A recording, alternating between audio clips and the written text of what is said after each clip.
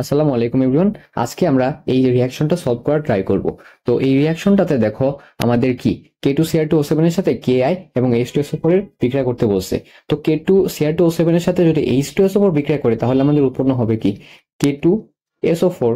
ঠিক একইভাবে Cr2 একই সাথে H2SO4 এর সাথে বিক্রিয়া করবে, তাহলে উৎপন্ন হবে কি Cr2SO4 3। এটা এখানে এইভাবে হলো কেন? কারণ ক্রোমিয়ামের কিন্তু জারণ সংখ্যা 3, এই কারণে।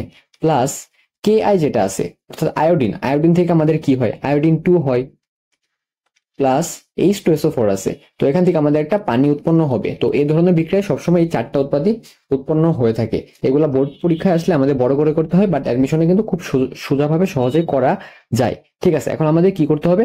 সমতাকরণ করতে হবে। তো সমতাকরণ যদি করতে চাই তাহলে আমাদের প্রথমেই করতে হবে কি, এই যে যার তুল্য সংখ্যা যেটা আছে ওইটা চেঞ্জ করতে হবে। দেখো K2Cr2O7 এটার তুল্য সংখ্যা কত?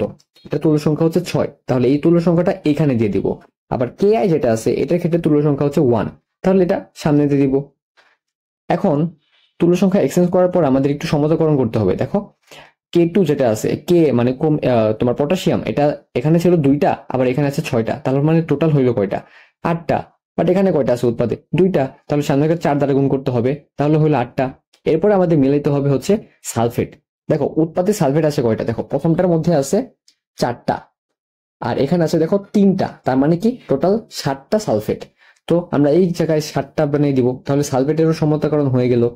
এরপরে দেখো প্রথম অংশে অক্সিজেন আছে 7টা, তাহলে এখানে পানিও হবে 7টা। ঠিক একইভাবে এখন যদি আমরা হাইড্রোজেন মিলাইতে যাই, দেখো 7টা H2 ছিল, 7টা H2 মানে কি আমাদের 14টা H হওয়ার কথা। ঠিক দেখো এখানেও 14টা H হয়েছে। এখন দেখো 6Ki, হ্যাঁ, আই থেকে হয় I2, তাহলে এখানে আয় আছে কয়টা? 6টা, বাট এখানে আছে 2টা, তাহলে সামনে একটা 3 দিয়ে দিলাম, তাহলে কিন্তু আয়েরও সমতাকরণ হয়ে গেল। তো এটাই হচ্ছে আমাদের ফাইনাল সমতাকরণের অ্যান্সার।